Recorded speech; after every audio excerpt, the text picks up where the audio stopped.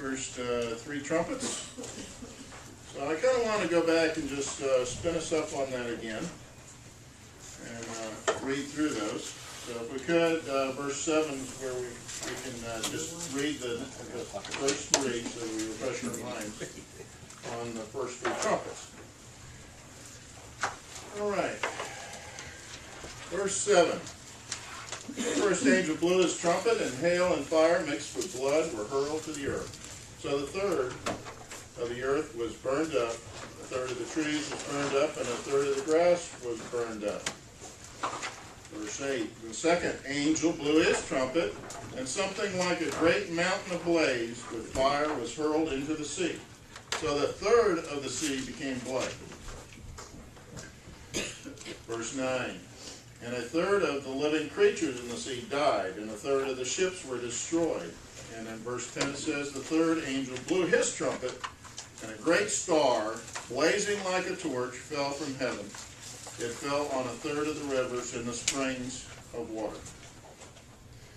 Okay, I got a question for you. We just read the first three trumpets, and what does it seem God's judgment was directed on? Nature almost. Well, why? Well, why? Here's the real hard question. That was the easy one. Here's the real hard one. Why? Why, oh why, would God pass judgment on nature and the earth? He did it a lot of times in the Old Testament. He gave famine in order to bring people back to him. So he used it because I say, you got to eat. Renew the earth, kill off all the damage we've done to it. Do you think God meant for the earth to have storms, hurricanes, tornadoes? No. Do you think something is amiss else in the world other than man? I wasn't aware of that. Let's go to Romans chapter 8, verse 18.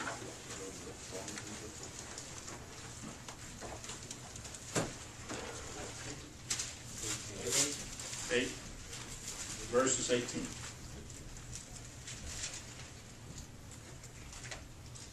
Okay? For I consider that the sufferings of this present time are not worth comparing with the glory that is going to be revealed to us. For, and here we go, for the creation eagerly waits with anticipation for God's Son to be revealed. For the creation was subjected to futility, not willingly, but because of him who subjected it, in the hope that the creation itself will also be set free from the bondage of corruption into the glorious freedom of God's children.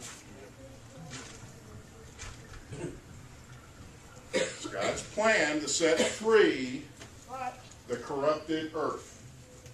So yeah, it seems as though the scripture supports God's bringing judgment not only on man, now he's using it to punish man, okay, but could he have taken out a third of the population some other way and left the earth alone? He could have. That isn't the point. The point is he's bringing judgment on spiritual and natural parts of this world. All of it. Okay? And supernatural is going to come later. That's going to happen. He's got most of the supernatural penned up in the abyss. And we're going to find out in chapter 9 about the abyss. Okay? And he's going to lose part of the abyss. There's going to be 2 battles in chapter 9. The locust, okay, and the armies of Satan. Okay. That's going to happen in chapter 9. But we see here that it is a part of God's plan to bring judgment on the physical world environment as much as it is humanity. Wasn't it important that Christ died a physical death? Think about that. God's plan was that Christ died a physical death. Why? So that he could be victorious over physical death. What does it say he did in the Bible soon after he arose? In the period after that. He went to Sheol, the bosom of Abraham. And what did he go there for? That's what he did when he left. But what did he go there for? It said, to preach his victory. To preach his victory. He's to let them know he was victorious over death. Not only was he victorious over death, we're going to learn something else. Okay? That's going to come into play also when we get back into the abyss. Now, there's different, I'm going to talk about that another time, but there's different areas in the abyss. Hades, so on and so forth. There's compartments, and there's places where, remember when we talked about Nephilims? They're like chained up, right? You remember how they got cast The in? angels that produce the Nephilim. Right. Okay. There are angels that are chained up that are going to be loosed later. There's the unsaved. There's the saved, or in the paradise.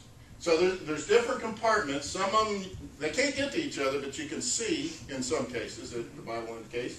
Remember the drop of water? Lazarus? Right? Okay, remember that story? Okay, so we've got a lot of stories about that we'll pull together later to kind of get a better understanding of this abyss, the bottomless pit. Think about that. Where's the only place that you could have a bottomless pit? I didn't think about this, but one of the commentators said this, and I went, I guess he's right. Huh? Black hole, bottoms. He said, center of the earth, because anywhere else there's a bottom. If it's in the center, and it's a hole up to this surface, it's a bottomless. You know, it's like, yeah. Some people think it's an actual hole someplace on the earth, by the way. This, huh? Maybe in an ocean I don't know. I don't know. They just believe. We got some artwork, you know, when we get into chapter 9 where the abyss is opened up and the smoke and fire and all that happens. We'll see a pictorial of that. Now, we talked about the Egyptians, and I want to talk about that now because there's a real similarity to the judgments that are happening now in chapter 8 and the judgments that happened to the Egyptians. I didn't know this.